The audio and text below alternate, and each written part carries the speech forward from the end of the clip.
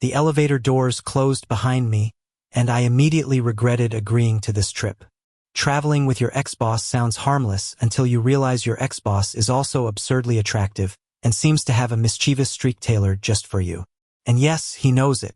Guess we'll have to share a room, he said casually, leaning against the wall as if he owned the entire hotel. His voice was smooth, confident, teasing like someone who had spent decades charming people without breaking a sweat. And somehow I was both irritated and fascinated. I shot him a glare that didn't reach my eyes because, truthfully, I had been caught off guard. The room was impeccable modern American luxury, polished hardwood floors, a king-sized bed that somehow felt too small now that I knew he'd be in it. My heart beat a little faster as I reminded myself. This was a business trip. Strictly business. He smiled. That crooked smile that used to make boardroom discussions both infuriating and slightly thrilling. I hope you don't mind, he added. I always pick the room with the best view. And then he gestured to the window. The city sprawled beneath us, the lights shimmering like scattered diamonds, casting a warm glow over his perfectly tailored profile. I tried to focus on the practical.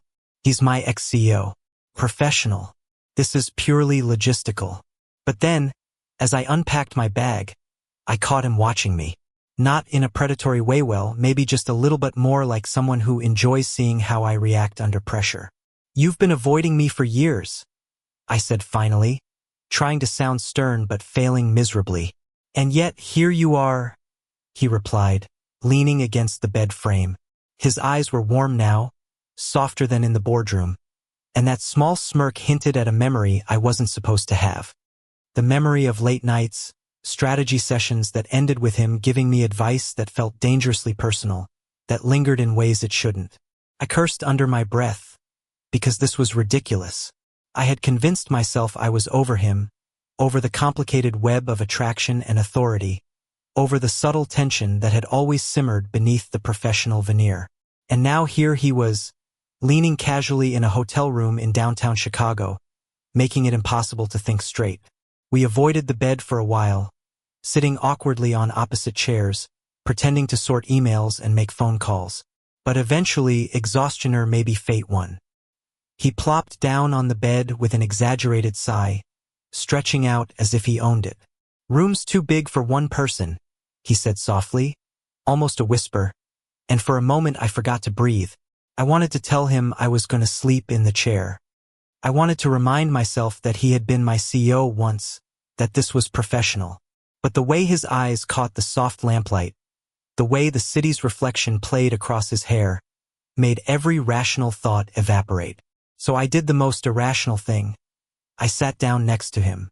Just on the edge, professional distance maintained. You're crazy? I muttered, though my heart was doing an unspeakable thing in my chest. He tilted his head, studying me like I was a puzzle he had always wanted to solve.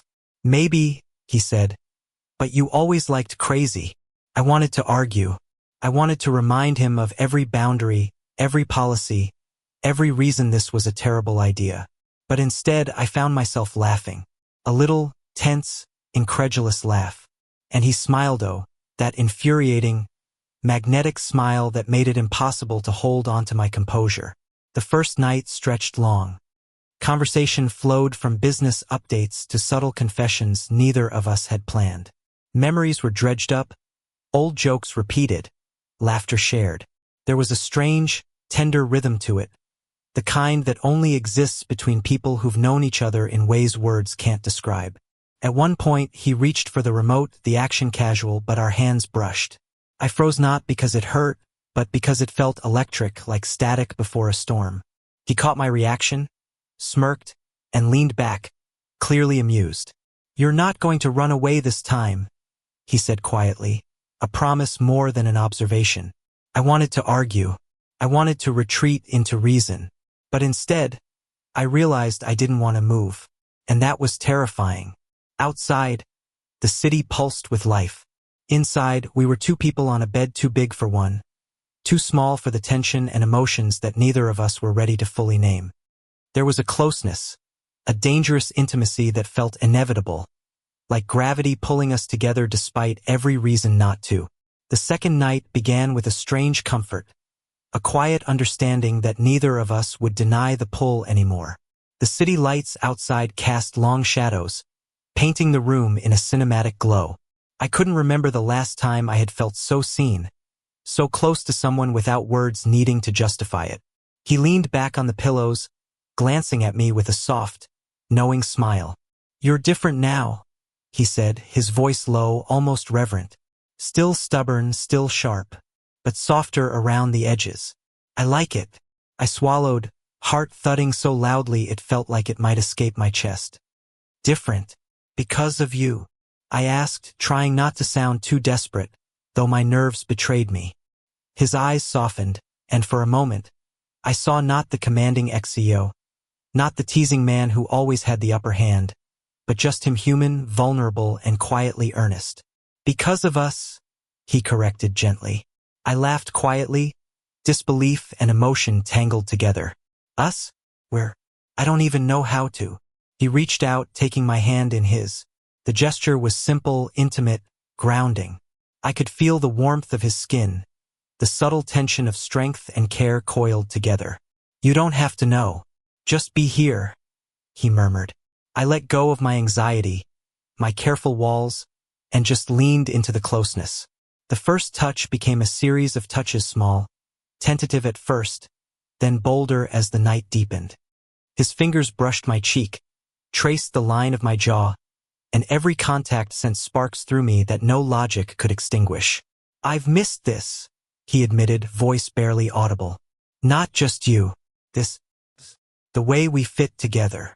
I couldn't speak, so I nodded, heart pounding, feeling a mixture of relief, longing, and fear. Fear that it was too late, that it wouldn't last. But the truth in his gaze, the gentle firmness of his hand, reassured me in a way nothing else could. Eventually, we shifted on the bed, finding a rhythm between closeness and space. His head rested near my shoulder, his arm draped over my chest, fingers occasionally pressing into mine. It was a simple intimacy, a shared warmth, yet it carried a weight of years unspoken. "I never thought, after everything," I began, but the words failed me. He pressed a finger to my lips, smiling softly. "Don't think," he said, "just feel. For tonight, for this, let's not overcomplicate it." And I let myself be pulled into the gravity of him, the delicate tension dissolving into something tender, magnetic, and unafraid. We talked in whispers, laughter mingling with confessions, hearts laid bare under the soft glow of the hotel lights. By the third morning, the city outside had shifted into a gentle sunrise, painting the room with golden warmth. I woke to find him already awake, watching me with a contented smile that made my chest ache with a sweetness I hadn't anticipated. "You're awake?" I murmured, voice hoarse from too much laughter and too much emotion. "I couldn't sleep," he said, stretching lightly. "I just wanted to see you. Make sure you were here, really here." I reached for him instinctively, our fingers entwining again. I whispered. "Here with you." The awkward tension of the first night had transformed into a quiet ease, a familiarity that only years of knowing each other could produce. There was no rush, no pretense, just two people who had traversed a maze of professional decorum, emotional walls, and lingering attraction, finally finding a space where they could simply exist together. He leaned closer, brushing a kiss against my temple, tender and grounding. "I don't want this trip to end," he said, voice low, almost vulnerable. "Maybe it doesn't have to," I replied, surprising myself with the certainty in my tone. "Maybe it's just the beginning." And in that moment, we both understood that this was no fleeting connection, no passing infatuation born of proximity and circumstance. This was something enduring, a bond forged in the fires of past misunderstandings, professional tension, and years of unspoken longing. We spent the rest of the day walking the city streets, arms brushing, hands occasionally finding each other's.